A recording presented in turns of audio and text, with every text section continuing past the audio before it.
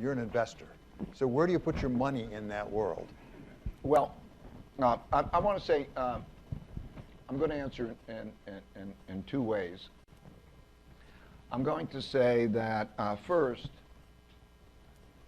there's a saying in the markets: he who lives by crystal ball is destined to eat ground glass. Okay.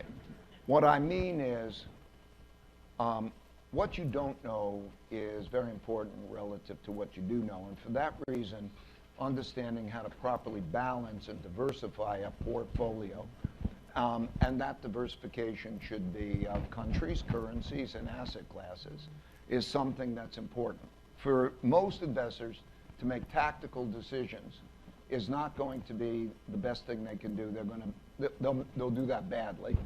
And when you come to conferences like this, you will get different points of view. Right. But unless you actually have a system and you mechanize, and we put hundreds of millions of dollars, lots of money, maybe $1 billion, I don't know, into doing it technology and so on to try to get an edge.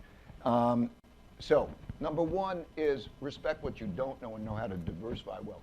Because diversifying allows you to reduce your risk by up to 80% without reducing your income, without you reducing expected return, if you know how to do that well.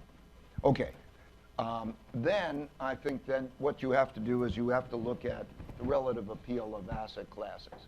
So when I go through that calculation, the relative cash now has a relatively attractive appeal. Sort of people, when I said cash is trash, and that got a lot of attention. But that's when cash was nil. Okay.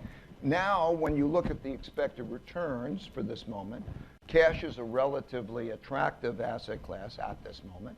It's not just attractive because it has a relatively decent, not great, but decent expected. In other words, it has something like a 1.5% real return, okay, not bad, and not bad in comparison to the other things, and it doesn't have price risk.